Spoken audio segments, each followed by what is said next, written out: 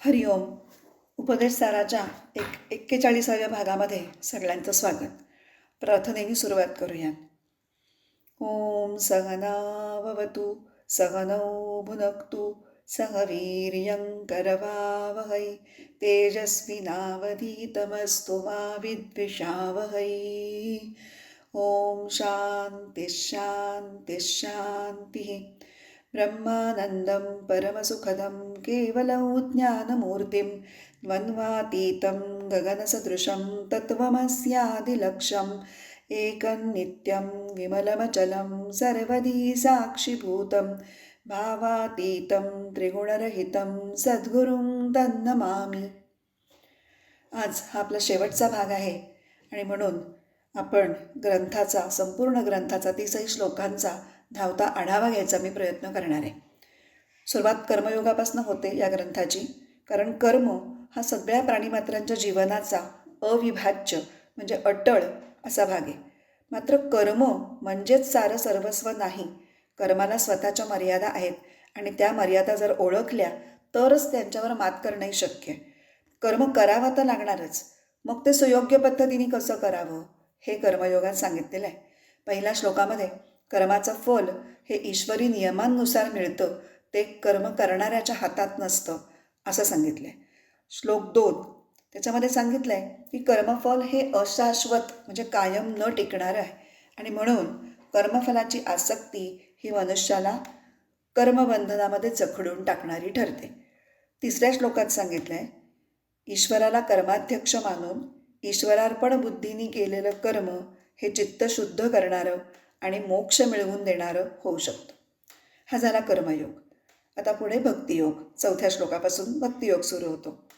ईश्वरार्पण बुद्धी निर्माण होण्यासाठी ईश्वराविषयी मनात श्रद्धा, विश्वास आणि प्रेम हे तर असणं गरजेचं आहे ना. आणि म्हणूनच कर्मयोग जर उत्तम प्रकारे साधायचा असेल तर भक्तियोगही तितकाच गरजेचा आहे. 4थ्या श्लोकामध्ये शरीर, वाणी आणि मन या 3 स्तरांवर करण्याच्या भक्तीच्या 3 क्रिया सांगितलेल्या आहेत. शरीराच्या स्तरावरती पूजन, वाणीच्या स्तरावरती जप आणि मनाच्या स्तरावरती चिंतन. म्हणजे आता याचा अर्थ काय झाला? भक्ती उत्पन्न होण्यासाठी आणि वाढत जाण्यासाठी सुरुवातीला कर्म हे करावंच लागतं. श्लोक 5 मध्ये काय सांगितलंय तर संपूर्ण जगामध्ये परमेश्वर भरलेला आहे असं समजून सेवाभावानी कर्म करणं हीच श्रेष्ठ पूजा आहे. म्हणजे शरीर स्तरावर पूजन नावाचं जे कर्म सांगितलं आहे त्याचं सर्वोच्च पातळी काय आहे ती या 5व्या श्लोकात सांगितलं आहे. आणि पुढच्या 6व्या श्लोकामध्ये जपाचे 3 प्रकार सांगितलेत. उच्च, मंद आणि चित्तजप. आणि चित्तज जप हा सर्वश्रेष्ठ जप आहे असं सांगितलं आहे. 7व्या श्लोकामध्ये चिंतनाचे 2 प्रकार सांगितलेत. विरल किंवा खंडित चिंतन आणि अखंड किंवा सरल चिंतन. आणि सरल चिंतन हे विरल चिंतनापेक्षा श्रेष्ठ दर्जाचं चिंतन आहे असं या 7व्या श्लोकात सांगितलं आहे. म्हणजे एकंदरीत 4थ्या श्लोकामध्ये ज्या क्रियांचा उल्लेख आहे त्या क्रियांचा सर्वोच्च स्तर हा 5, 6 आणि 7 या श्लोकामध्ये सांगितलेला आहे. 8व्या श्लोकामध्ये चिंतन कशा स्वरूपाचं असावं तर चिंतनाचे 2 प्रकार सांगितलेत. एक सगुण ध्यान आणि निर्गुण ध्यान. सगुण ध्यानामध्ये उपास्य उपासक अशा भेदभावनेनी, भेदबुद्धीनी भक्त हा भक्ती करत असतो. म्हणजे ज्या देवतेची आराधना करायची ती देवता ही उपास्य देवता आहे, त्याच्यापासून मी निराळा, तिचा भक्त, मी जीव आहे आणि मी भक्ती करतोय, त्याला सगुण ध्यान म्हणायचं. आणि जेव्हा मीच तो ईश्वर आहे अशा एकतानतेनी भक्त जेव्हा अभेदबुद्धीनी ध्यान करत असेल तेव्हा त्याला निर्गुण ध्यान म्हणायचं. आणि हे निर्गुण ध्यान हे म्हणजेच श्रेष्ठ सर्वोच्च भक्ती असं सांगितलेलं आहे. 9व्या श्लोकामध्ये अभेद भावनेच्या प्रभावामुळे भावशून्य म्हणजे निर्विकार अशा सत्स्वरूपात दृढ स्थिती प्राप्त होणं हीच पराभक्ती आहे अशी सर्वोच्च भक्तीची व्याख्या केलेली आहे 9व्या श्लोकामध्ये. सुरुवातीला ही अभेदभावना ही प्रयत्नपूर्वक आणावी लागते, पण जसजशी साधनेमध्ये आपली प्रगती होत जाईल तसतशी ही अवस्था सहज साधते आणि मग साधक त्या स्थिर निर्विकार अशा अवस्थेमध्ये स्थिरावतो.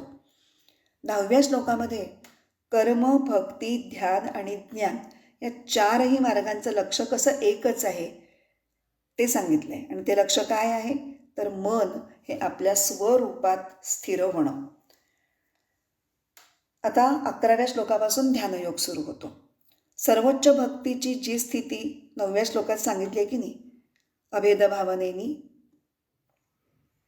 सत्स्वरूपात दृढ स्थिती, तर ही स्थिती साधण्यासाठी ध्यानयोगाची निश्चितच मदत होते. कारण मन शांत स्थिर होण्यासाठी मनाचा लय आणि मनाचा नाश कसा करायचा ह्याचं मार्गदर्शन हे ध्यानयोगात केलेलं आहे.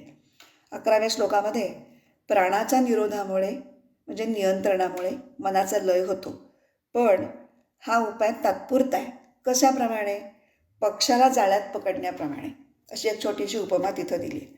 12व्या श्लोकामध्ये मन हे चैतन्याने किंवा ज्ञानशक्तीने युक्त आहे, तर प्राण हे क्रियाशक्तीने युक्त आहेत. मात्र या दोन्ही शक्ती या एकाच मूळ परमेश्वरी शक्तीच्या 2 शाखा आहेत. आणि त्यामुळे मन आणि प्राण ह्या दोघांचा परस्परांशी संबंध आहे. त्यामुळे प्राणांच्या नियमनाने मनालाही नियंत्रित करणं शक्य आहे. मग महर्षींनी प्राणांना नियंत्रित करण्यासाठी प्राणवीक्षण हा एक अत्यंत सुलभ विधी सांगितलेला आहे. त्याच्यामध्ये मन हे श्वासोच्छ्वासाच्या क्रियेला फक्त साक्षीभावाने बघत राहतं, त्यासंबंधी काहीही विचार करत नाही. 13व्या श्लोकामध्ये असं सांगितलं आहे की प्राणनिरोधाने काय होतं, तर मनाचा लय होतो. पण लय झालेलं मन हे झोपी गेलेल्या माणसाप्रमाणे ते काही काळ शांत होतं, मग नंतर पुन्हा जागं होऊन चळवळ करायला लागतं आणि साधनेमध्ये व्यत्यय आणतं. आणि म्हणून मनाला कायमचं शांत करण्यासाठी मनोनिरोध हाच उपाय आवश्यक आहे. कारण मनोनिरोधामुळे मन हे एखाद्या मृत माणसाप्रमाणे कायमस्वरूपी शांत होतं. 14व्या श्लोकामध्ये सांगितलं आहे की प्राणबंधनाने ज्या मनाचा लय झाला आहे ते मन एकमेवा द्वितीय अशा आत्म्याच्या चिंतनामुळे नष्ट होतं. आणि 15व्या श्लोकात सांगितलं आहे की ज्याचं मन नष्ट झालेलं आहे असा साधक हा सर्वश्रेष्ठ योगी, उत्कृष्ट योगी असं म्हटलेलं आहे. कारण त्याची स्वरूपात तो स्थिर झालेला आहे. मी आनंद स्वरूप आहे असा बोध झालेल्या योग्याला मिळवण्यासारखं दुसरं काहीच उरत नाही. कारण आपण ज्या काही गोष्टी वस्तू मिळवत असतो त्या कशासाठी? आनंदासाठी. व तो आनंदच कधी न संपणारा आनंदच जर मिळाला असेल तर मला मिळवण्यासारखं अजून काय आहे? काहीच नाही. मग असा योगी फक्त समाजाभिमुख कामं करत आपलं उर्वरित जीवन घालवतो. 16व्या श्लोकामध्ये दृक्दृश्य विवेक हा विषय आपण शिकलो की दृश्यापासून परावृत्त केलेल्या चित्ताला त्याचं चैतन्य स्वरूपाचं दर्शन होतं आणि ह्यालाच तत्वदर्शन असंच म्हणायचं. दृश्य म्हणजे काय? तर जे काही आपल्याला अनुभवायला येतं ते. आणि दृक् म्हणजे द्रष्टा म्हणजे अनुभव घेणारा. या ठिकाणी 16व्या श्लोकाशी ध्यानयोग संपतो आणि 17व्या श्लोकापासून पुढे ज्ञानयोग सुरू होतो. ज्ञानयोग हा शुद्ध विचारप्रधान मार्ग आहे. ध्यानयोगामध्ये ज्या मनाच्या लयाबद्दल आणि नाशाबद्दल आपण बोललो त्या मनाचा सखोल विचार हा 17व्या श्लोकापासून सुरू होतो. तो जवळपास 21व्या श्लोकापर्यंत चालतो. हे मन काय आहे असा विचार सुरू केला की कळतं की मन हे नाहीच आहे. नाहीच आहे म्हणजे काय? तर त्याचं पारमार्थिक अस्तित्व नाही आहे. हे सिद्ध करण्यासाठी आपण आधी सत म्हणजे पारमार्थिक सत्य त्याची व्याख्या केली आणि मग त्या व्याख्येनुसार मन मिथ्या आहे असा निष्कर्ष काढला. 18व्या श्लोकामध्ये आपण अहमवृत्ती आणि इदमवृत्ती यांचा विचार केला. आणि इदमवृत्ती या सतत बदलणाऱ्या असतात आणि त्या एका अहमवृत्तीच्या आधाराने राहतात. म्हणून अहमवृत्ती म्हणजेच मन असं या श्लोकात सांगितलं आहे. आणि 19व्या श्लोकामध्ये असं म्हणतात की ही अहमवृत्ती, ज्याला आपण नंतर अहंकार असाही शब्द वापरतो, तो कुठून उत्पन्न होतो? असा जो विचार करतो त्या माणसाचा अहंकार गळून पडतो आणि असा विचार करणं म्हणजेच आत्मविचार. 20 आणि 21 या 2 श्लोकामध्ये मिळून आपण 3 अहमची चर्चा केली. एक व्यष्टी अहम म्हणजे जीव, दुसरा समष्टी अहम म्हणजे ईश्वर आणि तिसरा शुद्ध अहम म्हणजे फक्त अस्तित्वाचं स्फुरण. व्यष्टी अहम हा व्यापक करत करत करत तो समष्टी अहममध्ये लीन होतो आणि जेव्हा शुद्ध स्वरूपाचं ज्ञान होतं तेव्हा समष्टी अहमसुद्धा लीन होतो आणि मग आत्मा हा आपल्या शुद्ध निरुपाधिक अशा रूपामध्ये प्रकट होतो म्हणजे असतोच तो फक्त जाणवायला लागतो, जाणीवेच्या पातळीवरती येतो. 22व्या श्लोकामध्ये आत्मविचार कसा करायचा ते सांगितलं आहे. तर त्याचे 3 टप्पे. पहिल्या पायरीवरती प्रथम आपण स्वतःला काय मानतो हे पाहायचं. दुसऱ्या पायरीवर जे मानतो ते सत्य आहे का याचा विचार करायचा. आणि तिसऱ्या पायरीवर जर आपण मानतो ते सत्य नसेल तर मग आपलं शुद्ध स्वरूप काय ह्याचा अजून पुढे जाऊन शोध घ्यायचा. ह्याला आपण नेती पद्धत असं म्हटलं होतं. या पद्धतीमध्ये आपण विविध उपाधींचा विचार केला तेव्हा आपण स्थूल देह, सूक्ष्म देह आणि कारण देह यांच्या संबंधी पण बरीच चर्चा केली. आणि मग आपल्याला स्पष्ट झालं की अहंकार हा मिथ्या असून त्याचं वास्तविक स्वरूप सत आणि चित हेच आहे. 23व्या श्लोकामध्ये आपण असं पाहिलं की सत हेच चित आहे आणि चित म्हणजेच मी आहे. सत आणि चित ह्यांना वेगळं करता येत नाही एकमेकांपासून. ही गोष्ट आपण 23व्या श्लोकात पाहिली. आणि पुढच्या 24 आणि 25मध्ये आपण ईश्वर आणि जीव यांच्यामधील भेद हा फक्त उपाधींमुळे आहे, पण सत्स्वरूपाच्या दृष्टीने चैतन्याच्या पातळीवर त्यांच्यात अभेद आहे, म्हणजे काहीच फरक नाही. आणि म्हणून उपाधींचा त्याग करणाऱ्या पुरुषाला आत्मदर्शन होतं आणि आत्मरूपदर्शन हेच खरं ईश्वर दर्शन आहे. तर या ठिकाणी भक्तियोगातील अभेद भावना दृढ होण्यासाठी ज्ञानयोगाची आवश्यकता आहे हे आपल्याला पटल्याशिवाय राहत नाही. जेव्हा हे ज्ञान असेल की ईश्वर आणि जीव हे कसे चैतन्य पातळीवरती एकच आहेत, तेव्हा ती अभेद भावना सहज जमायला मदतच होणार ना. श्लोक 26मध्ये आत्मा अद्वय असल्यामुळे आत्मस्वरूपात सम्यक स्थिती हेच आत्मदर्शन आणि ह्यालाच आत्मनिष्ठा म्हणतात असं सांगितलं आहे. आत्मनिष्ठा म्हणजे जे काही अस्तित्वात आहे, जे आपल्याला जे काही दिसतंय ते सगळं काही आत्माच आहे, आत्म्याशिवाय दुसरं काहीही नाही असं वाटणं. आता आत्मा हा एकमेवा द्वितीय आहे, म्हणूनच आत्मज्ञानी माणसाच्या ठिकाणी आत्मनिष्ठा आपल्याला दिसून येते. आपण या श्लोकाच्या निमित्ताने एकमेवा द्वितीय किंवा अद्वय या शब्दाचा पण सखोल विचार केला होता. आणि ईश्वर हा मायेच्या सहाय्याने सृष्टी कशी निर्माण करतो हे पण आपण या श्लोकाच्या दरम्यान बघितलं होतं. आणि तेव्हा विवर्तवाद या वेदांतातील महत्त्वाच्या संकल्पनेविषयी आपण बोललो होतो. श्लोक 27मध्ये ज्ञान आणि अज्ञान यांनी रहित असलेले जे चैतन्य तेच शुद्ध ज्ञान होय आणि या शुद्ध ज्ञानाला जाणण्यासाठी त्याहून दुसऱ्या वेगळ्या ज्ञानाची गरज नाही. हे म्हणजे सूर्याला बघण्यासाठी पणती शोधून फिरल्यासारखं होईल. श्लोक 28मध्ये आत्म्याचं स्वरूप लक्षण हे आपण पाहिलं. स्वरूप लक्षण म्हणजे जी लक्षणं जर त्या आत्म्याच्या वर्णनातनं वगळली तर आत्म्याचं अस्तित्वच राहणार नाही अशी लक्षणं. ती कुठली होती? आत्मा अव्यय आहे म्हणजे अविनाशी आहे, तो अभव आहे म्हणजे जन्मरहित आहे, तो अपूर्ण आहे म्हणजे परिपूर्ण आहे, तो चिद्रूप म्हणजे ज्ञानस्वरूप आहे आणि सुखरूप म्हणजे आनंद स्वरूप आहे. ही ती स्वरूप लक्षणं. 29व्या श्लोकामध्ये आपण मोक्ष आणि बंधन या कल्पनांविषयी बोललो. आणि मोक्ष म्हणजे श्रेष्ठ, निरंतर, कधीही न संपणारं सुख आणि ते क्वचित एखाद्या महात्म्यालाच मिळतं की जो दैवी गुणांनी युक्त आहे. दैवी गुणसंपत्तीची भरपूर चर्चा आपण या श्लोकाच्या निमित्ताने 2 भागात मिळून केली. श्लोक 30 आत्मस्वरूप जाणण्यासाठी आत्मविचाररूपी श्रेष्ठ तप करावं लागतं हे आपण या श्लोकात पाहिलं. आणि तप या शब्दाचा सुद्धा आपण जवळपास 2 भागांमध्ये मिळून अत्यंत सांगोपांग असा उहापोह केलेला आहे. तर अशा प्रकारे या संपूर्ण ग्रंथाचा आढावा घेण्याचा धावता आढावाच होता हा. आपण हे सगळं पुन्हा वाचा, पुन्हा ऐका, त्याच्यावर विचार करा.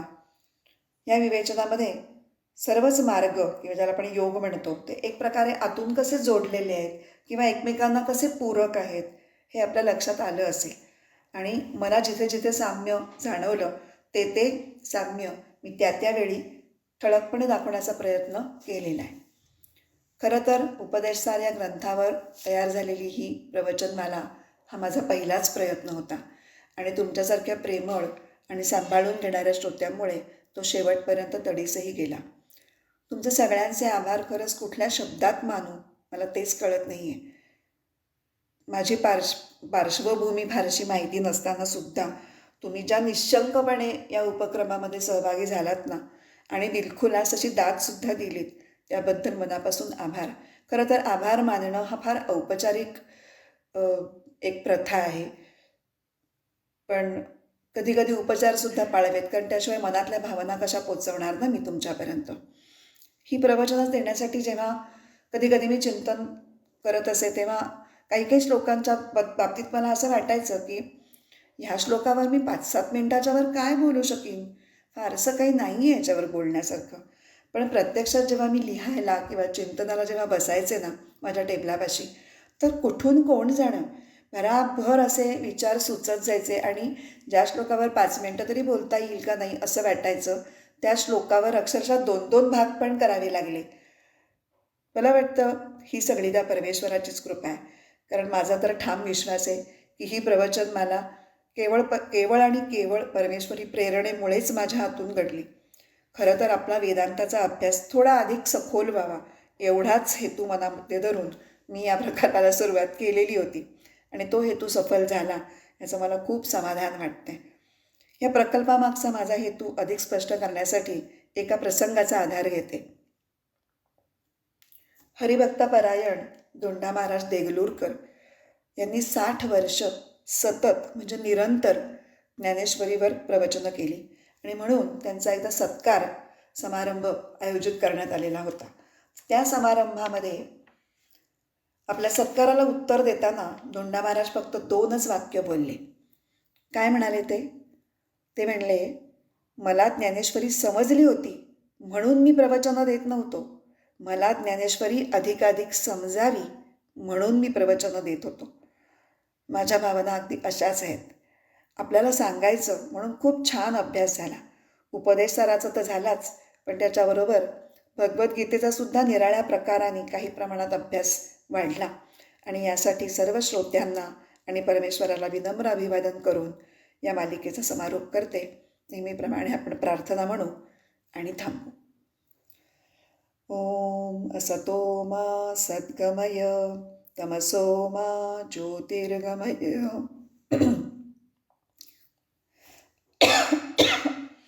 मृत्योर्मा अमृतं गमय. ओम पूर्णमदः पूर्णमिदं पूर्णात् पूर्णमुदच्यते पूर्णस्य पूर्णमादाय पूर्णमेवावशिष्यते. ओम शांती शांती शांती. हरिः ओम. श्री गुरुभ्यो नमः. हरिः ओम.